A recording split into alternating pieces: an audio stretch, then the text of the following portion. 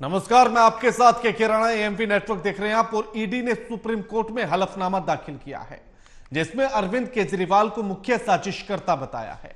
वहीं supreme court में अरविंद केजरीवाल की याचिका पर सुनवाई हुई।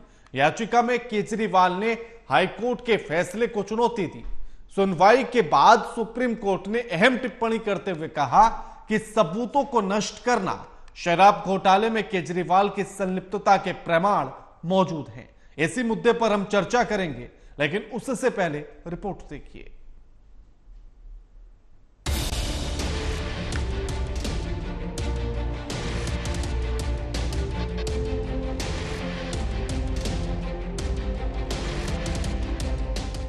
जेल में अरविंद केजरीवाल की याचिका पर सुप्रीम कोर्ट में सुनवाई हुई है। केजरीवाल ने सुप्रीम कोर्ट में हाई कोर्ट के फैसले को चुनौती दी है। इससे पहले ईडी ने 24 अप्रैल को सुप्रीम कोर्ट में हलफनामा दायर किया था, जिसमें ये कहा गया है कि अरविंद केजरीवाल के पास पीएमएलए की धारा 19 के तहत ऐसे सबूत मिले हैं जिससे प्रमाणित होता है कि केजरीवाल अपराध में शामिल होने के साथ साथ सबूत मिटाने के अपराध में शामिल होने का संकेत दे रहे हैं। ईडी ने हलफनामे में कहा कि सबूत नष्ट करने की पुष्टि आरोपियों के बयानों से होती है। साथ ही साथ बयानों से इनके मनी लॉन्ड्रिंग में शामिल होने के भी संकेत मिले हैं। एजेंसी ने अरविंद केजरीवाल के इस तर्क को भी खारिज कर दिया कि उनकी गिरफ्तारी आगामी लोकसभा चुनावों के कारण हुई है। सुनवाई के दौरान ईडी ने कहा कि अरविंद केजरीवाल को 9 बार समन भेजे गए, लेकिन वे एक बार भी पूछताछ के लिए पेश नहीं हुए। ईडी ने कहा कि 100 करोड़ रुपए के लेन देन के लिए केजरीवाल ने एक नीति बनाई और उसी नीति के तहत पैसों का लेन देन हुआ और रिश्वत देने वालों ने थोक मुनाफे की आड़ में 192 करोड़ रुपए की वसूली की। सुनवाई के बाद कोर्ट ने टिप्पणी करते हुए कहा कि सबूतों को नष्ट करना, शराब घोटाले में केजरीवाल की संलिप्तता के प्रमाण मौजूद हैं और रिश्वत के पैसों का इस्तेमाल 2022 के गोवा विधानसभा चुनाव में किया गया है। सुप्रीम कोर्ट की टिप्पणी से साफ है कि आम आदमी पार्टी जो आरोप लगा रही है कि वो राजनीति से प्रेरित है। कोर्ट की टिप्पणी से केजरीवाल के आरोपों की पुष्टि तो वही होती है, लेकिन इतना तो कहा जा सकता है कि केजरीवाल पर जो आरोप लगे हैं उनमें दम साफ तौर पर दिखाई पड़ रहे हैं। Desk report, AMP network.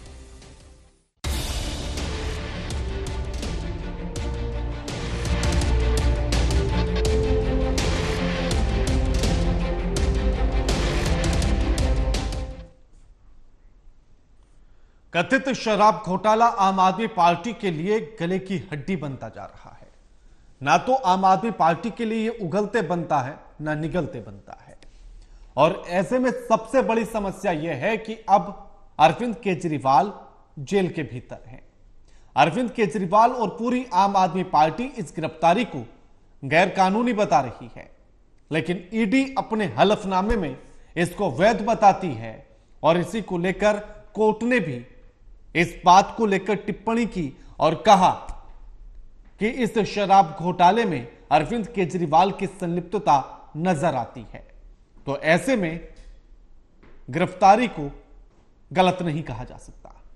साथ ही अरविंद केजरीवाल का यह भी कहना है कि उन्हें जल्द से जल्द रिहा किया जाए, उन्हें जल्द से जल्द जमानत दे दी जाए, क्योंकि जमानत दे देने से संदेश सही जाएगा। और अगर वो जेल के भीतर ही रहते हैं और चुनाव का समय है, तो ऐसे में संदेश ये जाएगा कि दूसरे दल यानी कि विपक्षी दलों के नेताओं को जेल के भीतर बंद रखा जा रहा है चुनाव के लिए। इसी को लेकर ईडी ने यह कहा कि उनकी संलिप्तता होने के चलते सिर्फ इस आधार पर कि संदेश किया जाएगा या उनकी गिरफ्तारी सिर्फ इसलिए की गई है कि वो विपक्ष के नेता हैं, तो यह गलत है, क्योंकि उनकी संलिप्तता है। तो ऐसे में उन चीजों को नजरअंदाज नहीं किया जा सकता जो चीजें सामने सबूतों के आधार पर दिख रही है। साथ ही ईडी ने इस बात का भी जिक्र किया कि इस घोटाले में यानी कि 2021 से 22 के बीच जब यह घोटाला हुआ और इस घोटाले और इसकी अनियमितताएं जब सार्वजनिक तौर पर सामने आई, तो इसमें शामिल 36 लोग उस समय के दौरान यानी कि जिस बीच घोटाला हो रहा था उस समय पर 170 मोबाइल फोनों का इस्तेमाल किया गया और बाद में जिनको नष्ट किया गया। और यह अपने आप में एक बड़ी कहानी कहने के लिए पर्याप्त है। केजरीवाल की याचिका पर सुप्रीम कोर्ट से झटका। याचिका में केजरीवाल ने हाईकोर्ट के फैसले को चुनौती दी है। हलफनामे में ईडी ने केजरीवाल को मुख्य साजिशकर्ता बताया है। मंत्रियों, आप नेताओं ने धन शोधन में प्रमुख भूमिका निभाई, यह ईडी का कहना है। केजरीवाल को 9 बार समन भेजा गया, लेकिन वो पेश नहीं हुए, उनकी मंशा पर सवाल खड़े करता है। सुनवाई के बाद कोर्ट ने एक अहम टिप्पणी भी की है और हमारे साथ जो मेहमान जुड़े हैं उनका परिचय आपसे कराते हैं। हमारे साथ अमित शर्मा जुड़ गए हैं, नेता हैं आम आदमी पार्टी के। हमारे साथ संदीप दुबे जुड़ गए हैं, नेता हैं बीजेपी के। और प्रकाश त्रिवेदी हमारे साथ जुड़ गए हैं, वरिष्ठ पत्रकार हैं। आप तीनों का स्वागत है एएमवी नेटवर्क पर। अमित जी, ईडी ने हलफनामा दायर किया और ईडी ने यह कहा कि इस शराब घोटाले में अरविंद केजरीवाल ही मुख्य साजिशकर्ता हैं। और इस पूरी सुनवाई के बाद कोर्ट ने भी यह कहा कि इस पूरे मामले में, इस शराब घोटाले में अरविंद केजरीवाल की संलिप्तता के प्रमाण मिलते हैं, तो उन्हें ऐसे तो बरी नहीं किया जा सकता, उन्हें ऐसे तो जमानत नहीं दी जा सकती। अमित जी, स्पेसिफिकली पूछना चाहता हूं, धार्मिक आधार पर आरक्षण और धार्मिक आधार पर आरक्षण देते हुए मुस्लिमों को ओबीसी और एससी के कोटे से काट के देना, 200 करोड़ रुपए आ गया जी। गलती इसमें ईडी की भी नहीं है, प्रशासन की भी नहीं है, वो भी अपनी जिम्मेदारी निभा रहे हैं। वो जिम्मेदारी इस प्रकार से निभा रहे हैं कि संजय सिंह को कुछ दिन पहले छोड़ दिया गया और पूरे देश में भारतीय जनता पार्टी की थू हुई है। और साजिश किसकी है, इसके पीछे मॉनिटरिंग किसकी है, ये पूरा देश जानता है, आप जानते हो, मैं जानता हूं, पूरी मीडिया जानती है। अच्छा, संजय सिंह को किसने छोड़ा? अमित जी, संजय सिंह को किसने छोड़ा? संजय सिंह को कोर्ट ने छोड़ा। कोर्ट ने छोड़ा। अब कोर्ट ही ये कह रहा है कि अरविंद केजरीवाल की संलिप्तता के प्रमाण मिलते हैं इस घोटाले में, तो फिर क्या इस बात को नहीं मानेंगे? अगर संजय सिंह की जमानत को माना जा सकता है, तो फिर इस वाली बात को क्यों नहीं माना जा सकता? राणा जी, आपको पता है कि पीएमएलए कोर्ट का प्रोसेसिंग लंबा है और पीएमएलए कोर्ट का जो पावर है उसको पूरा प्रयोग करके, बल्कि दुरुपयोग करके और अरविंद केजरीवाल जी को अंदर किया गया। नहीं तो आज तक मोदी जी के हर भाषण में विपक्षी करप्ट है, विपक्षी भ्रष्टाचारी है, विपक्षी भ्रष्टाचारी है, ये सारी बात कहते कहते और उनको दिख गया कि जिसने भ्रष्टाचारी को अंदर किया उसको 1 रुपया मनी ट्रेल नहीं मिला, और जिसने भ्रष्टाचारी है, जो लीगल 70,000 करोड़ के है, जो लीगल अमित जी, ना तो मैंने बीजेपी पर सवाल किया, ना मैंने प्रधानमंत्री नरेंद्र मोदी पर सवाल किया। अमित जी, मैंने प्रधानमंत्री पर सवाल नहीं पूछा, मैंने बीजेपी पर सवाल नहीं पूछा, मैंने सवाल किया है जो कोर्ट ने कहा है, मैंने कोर्ट की टिप्पणी पर सवाल किया है। वो कोर्ट, वो ईडी, वो प्रशासन, वो एजेंसी शरद पवार जी के लिए कहां बैठती है, वो एजेंसी हेमंत बिश्व शर्मा जी के लिए कहां बैठती है, वो एजेंसी तमाम जो भ्रष्टाचार। तो यानी कि आप ये कह रहे हैं कि सुप्रीम कोर्ट बीजेपी के इशारे पर चल रहा है? आप कह रहे हैं हाई कोर्ट और सुप्रीम कोर्ट बीजेपी के इशारे पर चल रहा है? अमित जी, कोर्ट की बात नहीं कर रहा हूं मैं, एजेंसी की बात कर रहा हूं। नहीं तो मैं तो कोर्ट की बात कर रहा हूं ना, मैं कोर्ट की बात कर रहा हूं कि कोर्ट ने क्या कहा, मैं उस पर बात कर रहा हूं। अमित जी, कोर्ट में तो ईडी ने जो फिल्म बनाई, जो पूरी पिक्चर दर्शाई, उसके आधार के ऊपर कोर्ट ने कह दिया कि नहीं, अभी इनको पूछना। अमित जी देखिए, इतने मासूम ना आप है, ना मैं हूं, ना जनता है। अमित जी, इतने मासूम कोई नहीं है। अगर ईडी की तरफ से वकील रखे गए, सुन लीजिए पूरी बात, अगर ईडी ने अपने तथ्य रखे, ईडी के वकील ने अपने तथ्य रखे, तो अरविंद केजरीवाल के वकीलों ने भी अपने तथ्य रखे होंगे, और दोनों के तथ्यों को समझने के बाद कोर्ट ने किसी नतीजे पर पहुंची होगी, कोई बात कही होगी, हाँ या ना? ईडी लेके जाती है, एक मिनट बात सुनिए, आपके हाथ। अमित जी देखिए, मैं क्या कह रहा हूं, कोर्ट एक पक्ष पर कुछ नहीं कहती ना, या कोर्ट सिर्फ एक पक्ष सुनकर बात करता है? कोर्ट ने दोनों पक्ष की बात सुनी है, दोनों पक्ष की बात सुनी ना, दोनों पक्ष की बात सुनने के बाद ही किसी नतीजे पर कोर्ट पहुंचता है या नहीं? बिल्कुल पहुंचता है। तो दोनों पक्षों की बात सुनने के बाद ही कोर्ट ने यह कहा कि इस घोटाले में अरविंद केजरीवाल की संलिप्तता के प्रमाण मिलते हैं, तो इसको मानेंगे आप या नहीं? कोर्ट ने ये कहा कि जिस तरीके के रिपोर्ट ईडी ने हमें पेश किया है उसमें हमें कुछ दिखाई दे रहा है, इस बिहार पे हम अभी इनकी जमानत रद्द कर रहे हैं।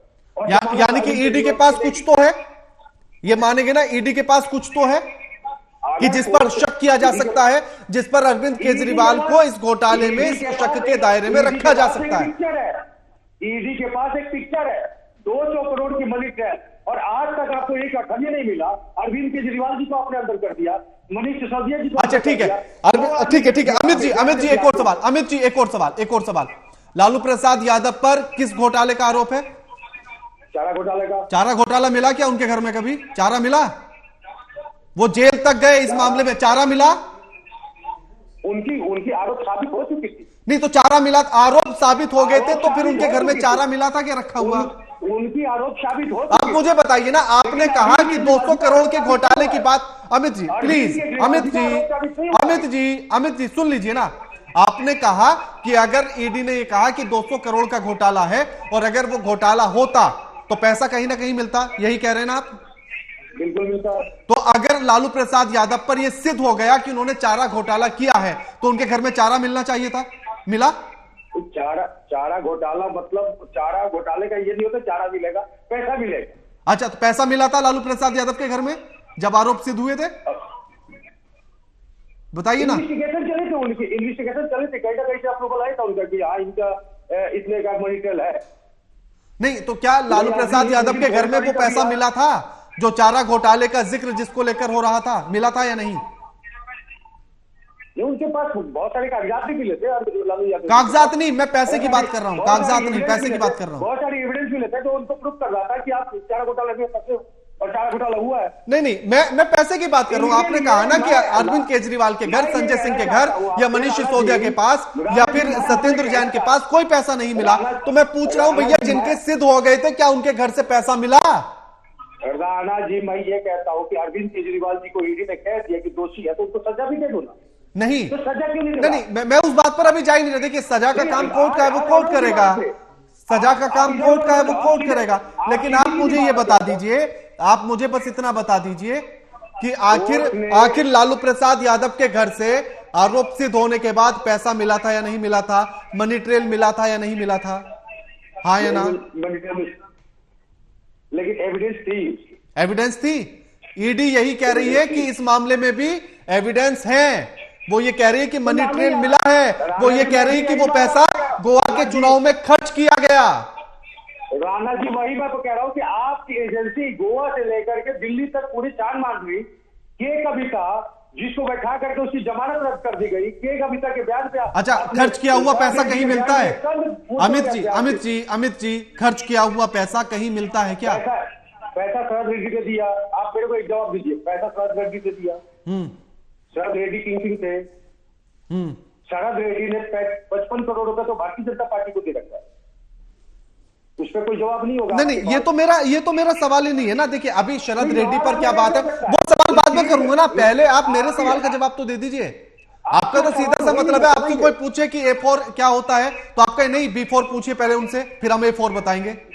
ये जवाब नहीं होता ना अमित जी। इसी सवाल के अंतर्गत है। शरद रेड्डी के बयान पे आपने अरविंद केजरीवाल जी को उठाया, आपने तमाम नेताओं को उठाया। ठीक है, कविता के बयान से आपने उठा ठीक है। चुनाव में अरविंद केजरीवाल प्रचार न कर सके, पार्टी को नुकसान हो संदीप जी, इसलिए आप ये सब कुछ ईडी से करा रहे हैं और उसके पास जितने भी सबूत है वो सब झूठे हैं। देखिए राणा जी, आश्चर्य तब होता है जब हम लोग, अमित भाई राजनीति थे और ईमानदार की राजनीति की कोशिश कर रहे थे और आज उनको एक बेईमान व्यक्ति को बचाने के लिए अपना झूठ का सहारा लेना पड़ रहा है। मुझे ये समझ में नहीं आता कि आम आदमी पार्टी के साथियों को हो क्या गया है, जो ईमानदारी की कसम खाते थे, भ्रष्टाचार मुक्त भारत की बात करते थे, आज उनको एक भ्रष्टाचार में संलिप्त मुख्यमंत्री को बचाना पड़ रहा है। या मुख्यमंत्री किसी भी पार्टी का हो, पद का हो, अगर वो भ्रष्ट आचरण में लिप्त है तो उसको कुर्सी छोड़ देना चाहिए। आज के बाद अरविंद भाई को मैं कहता हूं नैतिकता के आधार पर उनका इस्तीफा बनता था, उन्हें अभी तक इस्तीफा दे देना चाहिए। देखिए बड़ी अच्छी बात कोर्ट के अंदर हुई, वो कह रहे थे कि मैं एक मुख्यमंत्री हूं और जेल से ही मुख्यमंत्री बन के रहूंगा, मेरे लिए स्पेशल कैटेगरी निर्धारित हो, मैं चोर हूं लेकिन बाहर जाऊंगा, मैं प्रचार भी करूंगा। भाई कोई पद या मुझे भी कोई अथॉरिटी इसलिए नहीं मिल जाती कि मैं उस अथॉरिटी का गलत इस्तेमाल करूं। बड़ी बात ये है यहाँ पे राणा जी, हम सब लोग पढ़े लिखे लोग हैं, वो चाहे अमित भाई हो, प्रकाश जी हो, या मैं आप, जो भी समाज देख रहा है, समाज सबका मूल्यांकन करता है। अगर आप राष्ट्र के प्रति अच्छा कर्म कर रहे हैं, अच्छा कृत्य कर रहे हैं, तो दिल्ली की हर जनता ने देखा 1 गेट 1 फ्री हुई। एक ऐसी योजना बनाई गई जिस योजना का किंगपिन आज जेल के अंदर है। मैं कह नहीं सकता, मैं अरविंद भाई का बहुत रिस्पेक्ट करता था, है ना, लेकिन आज मुझे किंगपिन कहना पड़ रहा। मुझे खुद दुख हो रहा है कि एक ऐसे व्यक्ति को, जिसको हमने कभी भ्रष्टाचार के खिलाफ लड़ाई में पारदर्शिता के साथ ये देखा कि राजनीतिक पार्टियां अपना मूल्य बदल रही थी, अपनी व्यवस्थाएं बदल रही थी, और किसी पार्टी दल का व्यक्ति हो, लेकिन आज वही व्यक्ति जाके बड़े पद पे बैठ के और वो किंगपिन बन जाता है, वो पैसा कमाने का माध्यम बना लेता है उस कुर्सी को। और उसके बाद हम जैसे लोग, अमित भाई जैसे लोग जो ईमानदारी के लिए राजनीति में आए थे, उन किंगपिन को बचाने के लिए अपनी नैतिकता, अपना आचरण सब कुछ खत्म कर देते हैं। देखिए, अब दो विषय बहुत महत्वपूर्ण है कि राणा जी, मैं कह के अपनी बात भी समाप्त करता हूं। देखिए, हमें अरविंद जी से कोई बैर नहीं है, अरविंद जी कोई व्यक्तिगत हमारे तो जानी दुश्मन नहीं है। वो अपनी राजनीति कर रहे हैं, अपनी पार्टी को आगे बढ़ा रहे हैं। हर को राजनीति करना और किसी भी दल को आगे बढ़ाने का सबको नैतिक अधिकार है, अपने विचार रखने का अधिकार है। कई हजारों में राजनीतिक दल के लोग हैं, कई हजारों में राष्ट्रीय अध्यक्ष भी हैं, कई मुख्यमंत्री भी हैं। क्यों नहीं सबको जेल हो जाती, क्यों नहीं ईडी सबके पास पहुंच जाती? हमें समझने वाली बात यह है कि अभी नैतिकता राजनीति में बची नहीं, और ये जो राजनीति हो रही है, ये राजनीति बिल्कुल सर्वसार करने वाली राजनीति है। क्योंकि जब मूल्य आदर्श हराश हो जाएंगे राजनीति में, नेताओं पे जनता का विश्वास खत्म हो जाएगा, तो ये समाज जो है फिर नेतृत्व विहीन हो जाएगा, और नेतृत्व समाज जो है अराजक हो जाएगा। अराजक चीजें आम आदमी पार्टी के नेताओं में दिख रही है कि वो अभी भी अराजकता को आगे करके, अराजकता फैलाकर और किसी तरह समाज को गुमराह करने का काम कर रहे हैं। आज शहर से ठीक है प्रकाश जी, ठीक है, और आज अरविंद भाई को कम से कम इस्तीफा दे देना चाहिए। मैं तो कहूंगा, संदीप जी समय भी कम है, प्लीज। संदीप भाई सबसे ईमानदार कार्यकर्ता है। संदीप जी समय भी कम है। प्रकाश जी, आम आदमी पार्टी का सिर्फ यही कहना है कि अगर घोटाला हुआ है तो फिर वो पैसा हमारे घरों से क्यों नहीं निकला? तो क्या पैसा निकलेगा तभी घोटाला माना जाएगा?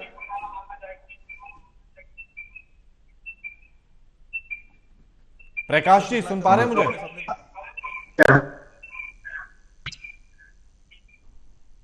प्रकाश जी, हाँ आ रही है आपकी आवाज।